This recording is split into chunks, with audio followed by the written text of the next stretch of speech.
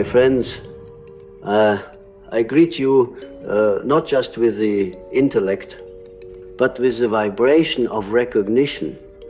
Because some of you in this room have lived with a burden you could not name, a burden that has often made you question your sanity, your strength, even your right to exist as you are. You were told you are too sensitive. You were told you must develop a thicker skin. You were told that you must stop feeling so much. But I tell you now, what you carry is not sensitivity in the ordinary sense. No, what you carry is permeability. Your skin is not too thin. It is open. Your boundaries are not weak. They are wide. Your nervous system is not defective. It is tuned to the frequencies others have learned to forget. You are not merely sensitive. You are wide open to energies. They cannot feel. You are, in fact, in intimate dialogue with the unconscious of the world. This openness, this radical receptivity is not a flaw. It is an ancient function of the soul, one which our modern culture has abandoned, ridiculed, and psychologized into illness. But in the temples of old, you would have been called an oracle, a vessel, an intermediary between worlds, and you would have been trained, not shamed. So let us begin by entering the realm that lies beneath words. Let you descend together into the deep waters of the psyche, into the currents where symbol and energy mingle. For you see, when you feel too much, you are not merely emoting, you are responding to fields, energetic fields, which others have blocked from their awareness, but which you, because of your structure, cannot help but register. This is not imagination. This is not fantasy. It is archetypal truth. And it must be understood not with the intellect alone, but with the totality of your being. Now let me speak plainly. To live wide open in this world is to live exposed. You are exposed not only to the thoughts and feelings of others, but to their shadows, their repressed grief, rage, fear, envy, shame. It moves through the collective like a fog. And you breathe it in, not because you wish to, but because you are built to feel what others refuse to feel. You are, in this sense, a living filter for the unconscious of humanity. Some of you will nod quietly, because you have lived entire days carrying sorrow that was not yours. You have walked into a room and suddenly felt dizzy, nauseous, or overcome with rage without any obvious cause. And then, later, you discover that someone in that room had just lost someone, or had just erupted in private anger, or had just betrayed someone with a smile on their face. You picked it up. You always pick it up, and you don't know how. You think you are broken. You are not. You are responding not to the event, but to the energy beneath the event, the energetic blueprint, if you will, that lives in the ether and not in the facts. You are resonating with invisible truths, and that is not madness, it is mysticism. But mysticism, when left untrained, becomes suffering. And that is why I speak to you now. Let us explore this mystery more deeply. Every human being carries within them what I have called the self, the totality of the psyche. Conscious and unconscious, known and unknown. Most people live with a very small circle of this self, visible to them like a candle in a cathedral. But you, the open ones, you live with torchlight and no walls. Your cathedral has no ceiling. The winds of the collective blow through you, and you shiver with feelings you cannot explain. This is not merely psychological, it is archetypal, it is the structure of your psyche, and unless you come to know this architecture, it will devour you. You were never meant to feel everything without form, without container, without ritual, without guidance. That is the tragedy of our age. Those who were born to hold light and shadow on behalf of the collective have been left without a map, without a mentor, without a temple. And so they wander through the marketplace of modernity, absorbing energy like a sponge absorbs blood without knowing how to cleanse, how to transmute, how to return to themselves. This is what we must now restore. Let us look at a dream. In one dream, a woman walks barefoot across a wasteland. All around her are abandoned cities, broken statues, and smoke. She carries a bowl in her hands filled with water, but the water spills with every step. She keeps walking. She cannot stop, and she weeps, not knowing why. This dream, my friends, is a symbol of what it means to live open in a closed world. The bowl is her soul, the water her essence. The wasteland is our modern psyche, fragmented, dry, devoid of spirit. And she unknowingly is trying to bring life to a dead land.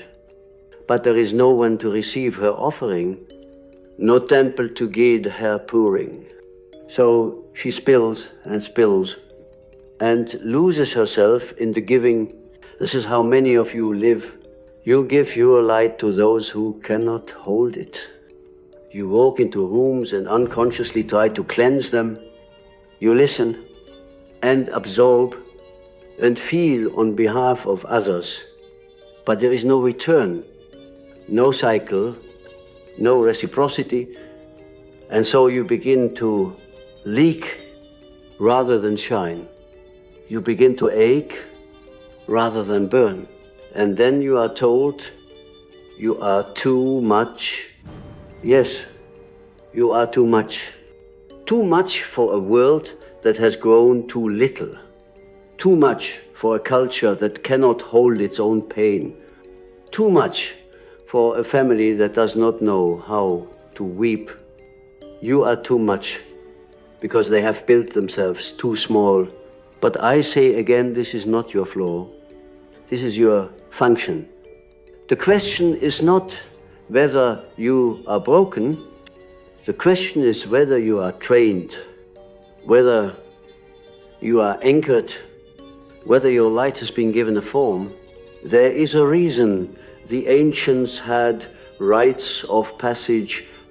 There is a reason the mystics withdrew to the desert, the cave, the forest. Not to escape the world, but to learn how to survive the energies of the world without dissolving into them. To feel everything, yes, but not to become everything. To carry the water, but not to spill. You must now learn this ancient art. We must begin with the shadow, not the shadow of others, but your own, because you see, when you live wide open, you do not only absorb the light, you absorb what is hidden. And if you have not met your own darkness, your own rage, your own envy, your own grief, it will blend with what you pick up from others. And you will not be able to distinguish what is yours and what is not. This is the first step in initiation to sort the self from the storm. How? Not through withdrawal alone, but through encounter, through symbolic inner work, through dream analysis, through image, through reflection, through sacred solitude. You must go inward, not to escape, but to discern. Because unless you know the contours of your own shadow, you will be at the mercy of projection. Let me explain. When you are untrained and someone near you is filled with unspoken aggression, you may feel a wave of anger rise in you. But if you have not made peace with your own capacity for aggression, if you have exiled it, you will mistake that feeling as entirely foreign, or worse, entirely yours.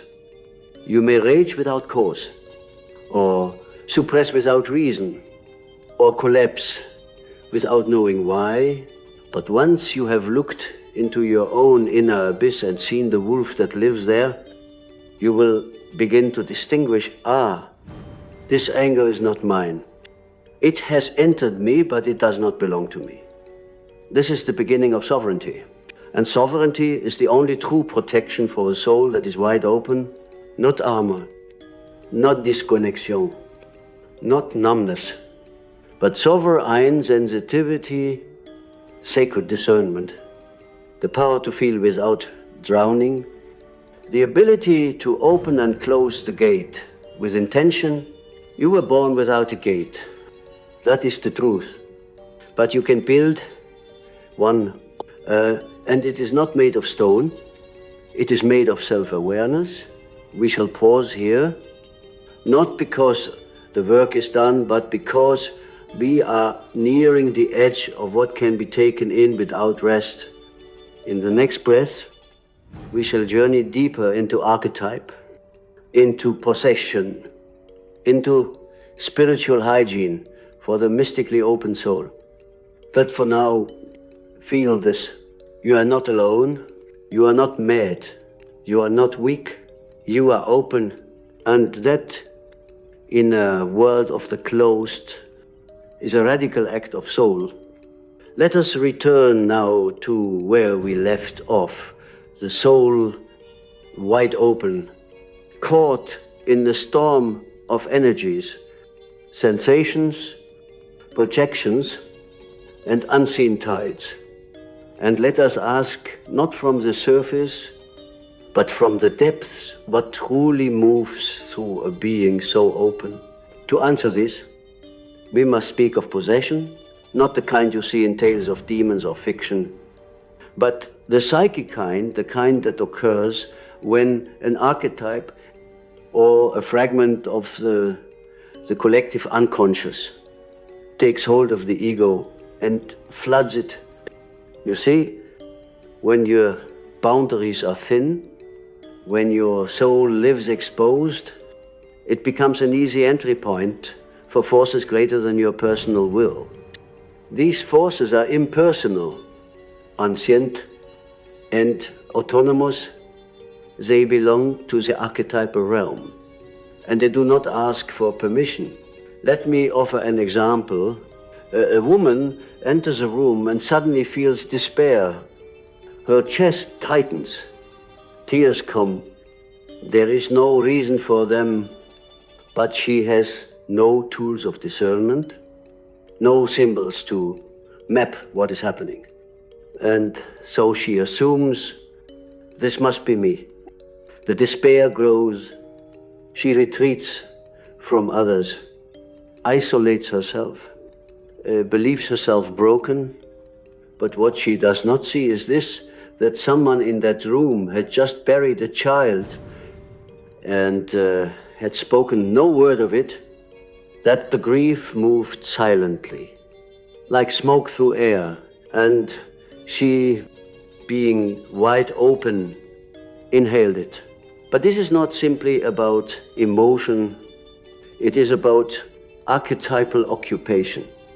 For what enters her is not merely sadness, it is mother grief, the ancient archetype that arises whenever a soul loses a part of itself.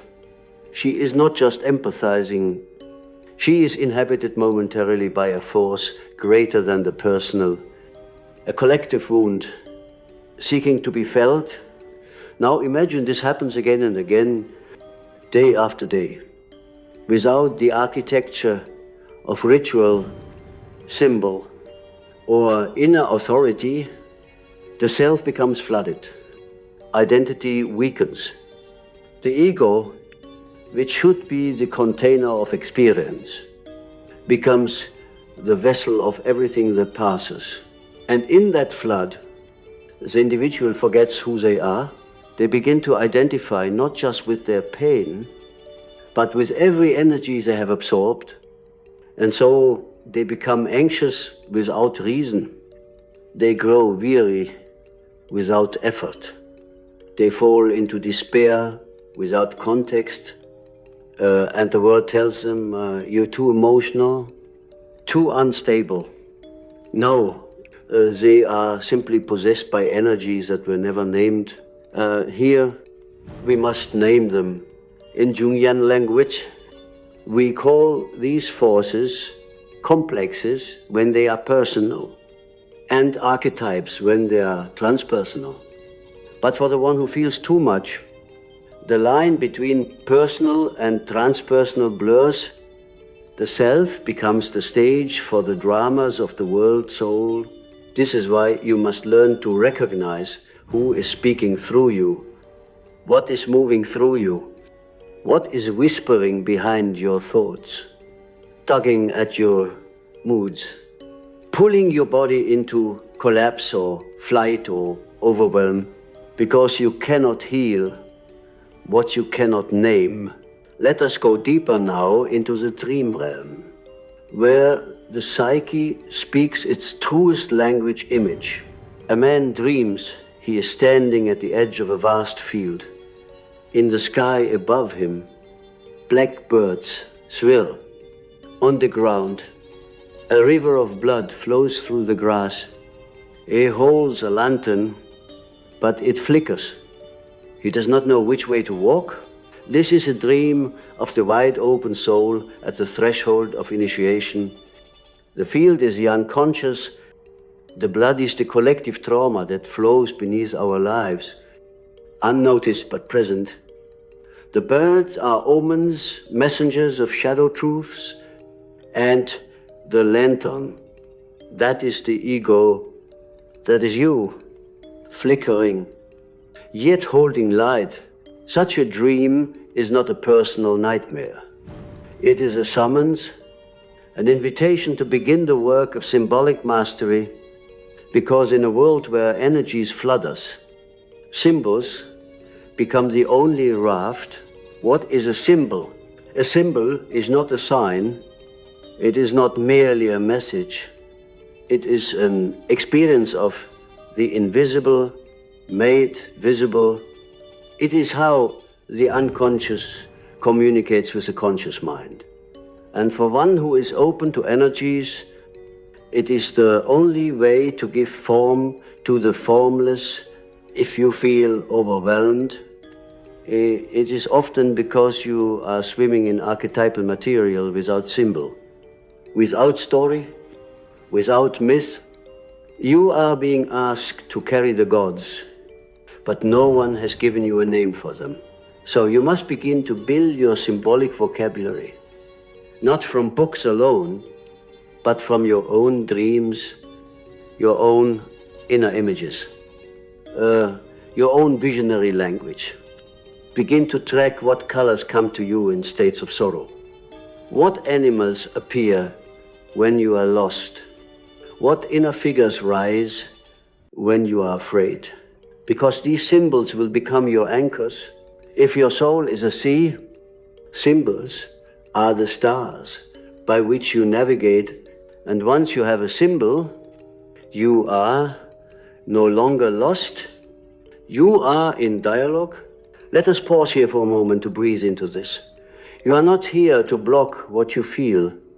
You are here to translate it, to give it form, to give it meaning, to give it a place in the sacred map of the psyche.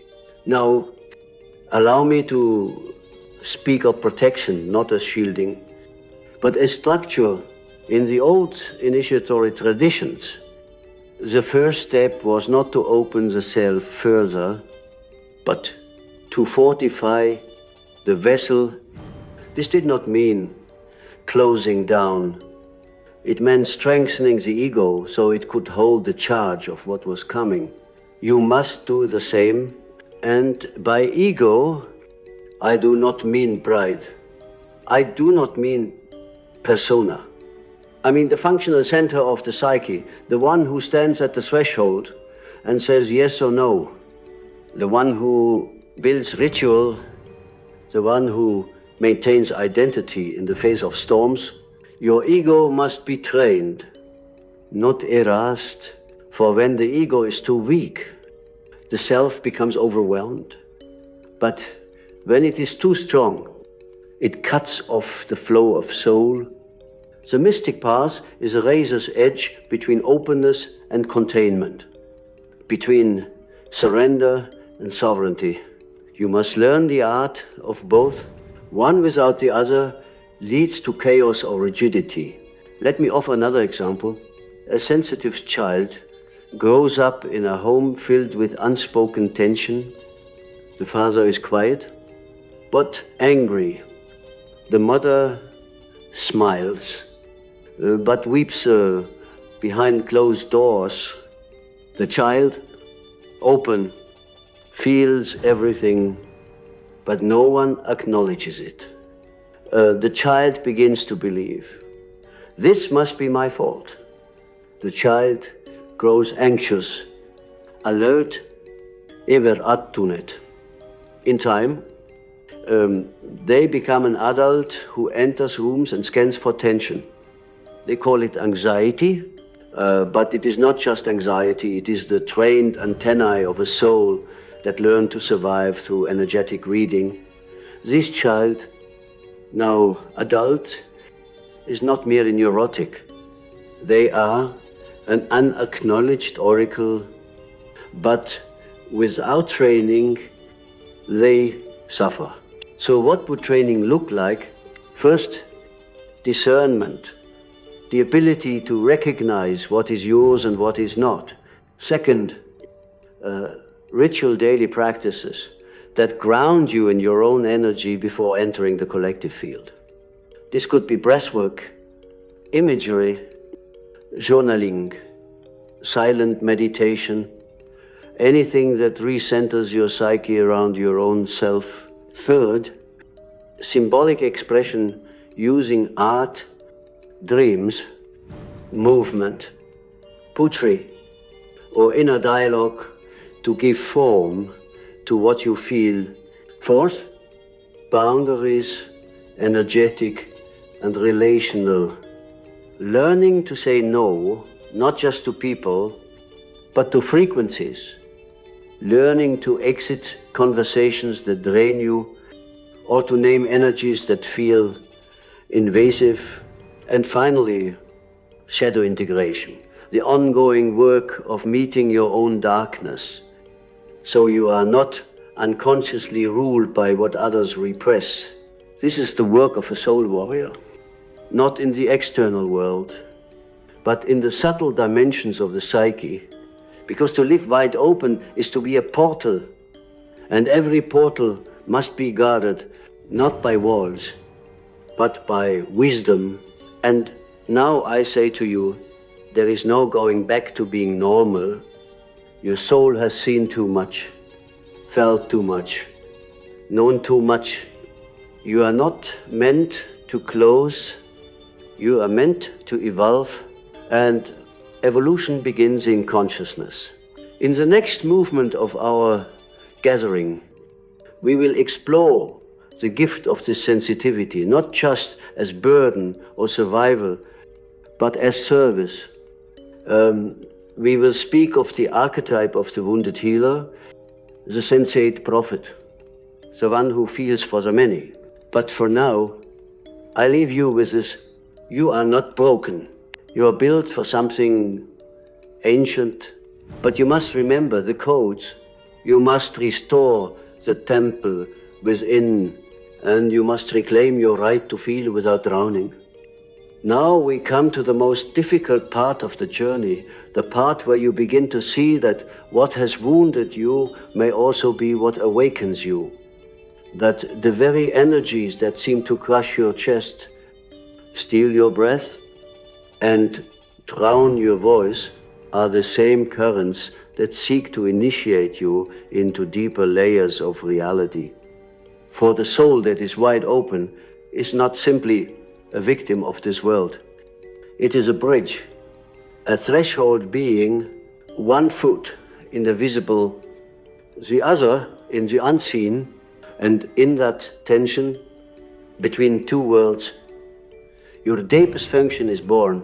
We must now speak of the wounded healer. This is not a romantic label. It is not a name for those who simply hurt. It is a sacred archetype rooted in the deepest layers of the collective unconscious, carried through myth, through medicine, through the mystery schools of old. The wounded healer is not healed, nor are they untouched. They are pierced, and in that piercing, the veil between worlds is torn.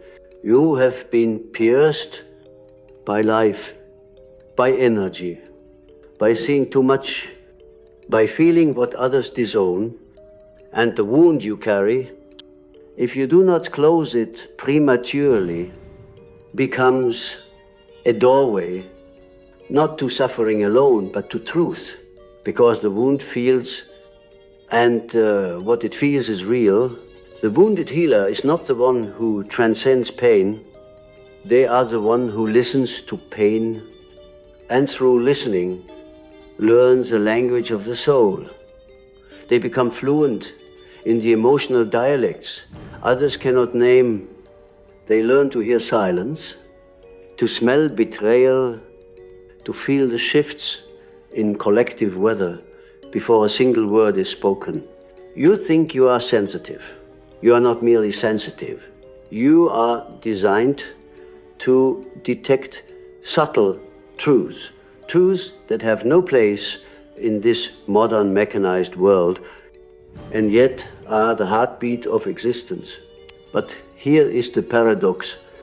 If the wounded healer does not integrate their wound, if they continue to identify as the wound itself, then they become a channel for chaos rather than clarity. They become consumed by the very energies they were meant to read. This is why integration is the key. And what is integration? It is the process of giving your inner experiences structure. It is the act of naming, containing, expressing, and transforming what you carry. It is shadow work, yes, but it is more than that. It is the alchemy of becoming whole. Let us go into the fire of that alchemy. You see, your openness is not a neutral thing. It is magnetic. It pulls, it draws toward you all that is unspoken in others. If someone has repressed grief, it will find its way to you. If someone is pretending to be strong, their inner child will speak through your nervous system. You are a tuning fork for suppressed experience.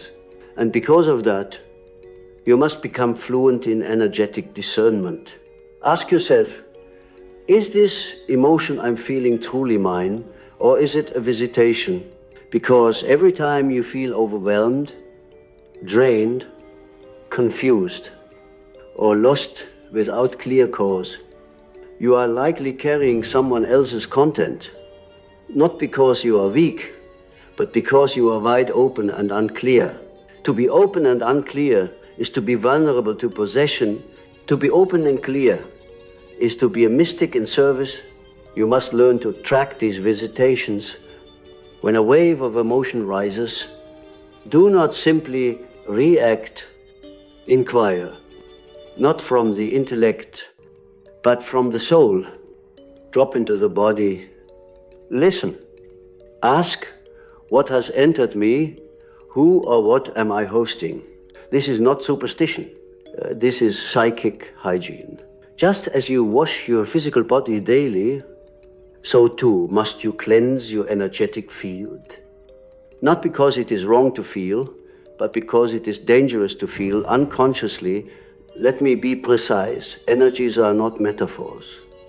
They are real. They move through time and space. They carry information. They influence thought. And if your psychic borders are permeable, as they are for many of you, then you must become a guardian of your own temple. Build daily rituals of clarity. This is not about control. It is about communion. Your soul is a sanctuary. Treat it like one. Now, let us enter the most sacred truth of this path, that your openness is not a burden, but a gift to the world, to the wounded, to the collective unconscious that cries out for witnesses. You are a witness to the unseen, and in a world addicted to surface, the witness is holy.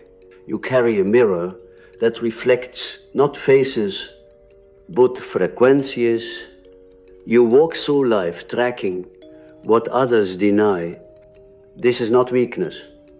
This is your vocation, but you must claim it consciously. To live unconsciously as an open soul is torment. To live consciously as an open soul is transcendence. Let us remember the archetype of the shaman, who in every ancient culture began their path with a wound, an illness, a rupture. The community did not exile them. It sent them into the wilderness to find vision. And when they returned, they came not only with healing for themselves, but with insight for the tribe. You are being sent into your own wilderness, but do not remain there. You must return with vision. And vision is not fantasy. It is the soul's memory of truth. You were born remembering something the world forgot. You were born wired to feel where others numb. You were born to carry the language of energy, symbol, archetype, and presence. And now, you must remember your role. You are not here to be overwhelmed forever. You are here to learn to channel what moves through you, to give it song, image, gesture, prayer, word, fire, because once you begin to express what lives inside you, it no longer owns you. Once you give voice to the energies, they become creative allies rather than psychic burdens.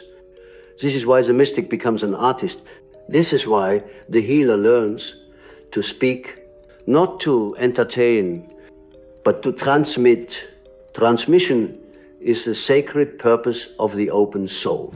And to transmit cleanly, you must stay close to your center, not the ego. The self, the capital S self, is the unshakable core beneath all moods, all energies, all projections. It is the ground, the axis, the timeless place where the opposites meet. When you live from that self, you become a tuning fork for wholeness. People feel safe around you not because you are calm, but because you are true. And truth is magnetic. When you are wide open and centered in the self, even the most chaotic energies begin to settle in your presence. Not because you are controlling them, but because you are reflecting them back without distortion. That is what it means to transmute. Transmutation is not suppression. It is not fixing. It is alchemizing. And you dear one, are the alchemist, but only if you accept that the very thing you were told was your curse is, in truth, your call, and now we approach the edge of something sacred, the realization that your openness is not merely psychological, not merely emotional, not even spiritual in the sentimental sense. Your openness is cosmic. It is existential. You are porous, not by accident, but by design. You are built to feel what the world represses, to hear what the rational mind cannot comprehend, to hold the psychic residue of humanity's silence until it transforms into gold, gold, not the kind that glitters, but the kind that illuminates, the kind that is forged in the crucible of darkness, in the unbearable pressure of unspoken knowing. This gold is called individuation. It is the wholeness that emerges when you stop resisting what you are and begin to shape it, to speak it, to surf with it. You were not made to carry everything alone. You were made to transfigure what you carry. The energies you absorb, yes, they are heavy, but they are not yours to hoard. They are yours to redeem. You are not a sponge. You are a priest of the invisible. You are the one who stands at the border between what is seen and what is denied and says, I will feel what they cannot. I will name what they refuse. I will make visible what they buried. And in that vow, you become holy. But holiness, as I have said before, is not purity. It is wholeness. It is the embrace of the totality, shadow and light, sacred and profane, grief and ecstasy, silence and song. The open soul is the vessel for this totality. And so you must not only protect yourself, you must learn to create with it. This is the great transition from survival to service, from overwhelm to offering. The open soul that has integrated its own shadow, that has built symbolic structure, that has cultivated ritual and discernment, such a soul becomes a living transmission. Others heal simply by being in your presence, not because you fix them, but because you feel them without fear. You mirror their unconscious in such a way that it becomes conscious, and in that awareness, healing begins. But beware, to serve in this way is not to become a savior. It is to become a mirror that does not distort. That means staying rooted in your own self. That means knowing the difference between compassion and enmeshment. That means letting others walk their own journey, even when your body aches with the desire to carry them. Because in the end, your task is not to remove their suffering. It is to witness it without losing yourself. And that is the highest frequency of love. That is the alchemy of true presence. You will find in time that the more you center yourself in the self, the divine core, the archetypal center, the less drained you become. The more symbolic your language, the less confusion, the more you turn your experiences into images, the more clarity, the more you express, the less you absorb, the more you create, the less you collapse. Creation is the medicine for the open soul, not productivity, not perfection, but through creation, the spontaneous emergence of form from the unseen. When you write, paint, dance, dream aloud, pray with your body, speak, what has never been spoken. You are not escaping your sensitivity. You are releasing its pressure. You are turning current into current psi, sacred currency that moves not from exhaustion, but from inspiration. So I ask you now, what will you make with what moves through you? What will you sculpt from the chaos? What myth will you live? Because you are already a mythic figure, not in a storybook, but in the psychic architecture of the collective.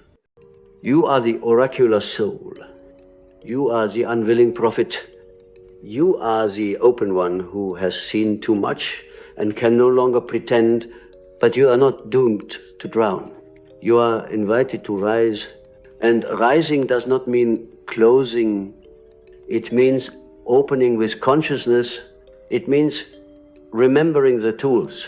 It means gathering the fragments of your story and weaving them into a tapestry that sings. You are not broken. You are not too much. You are not unstable.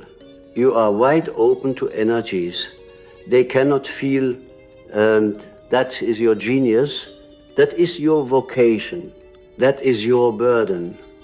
Yes, but also your blessing. So go now. Return to the center. Reclaim your symbols. Rebuild your inner altar.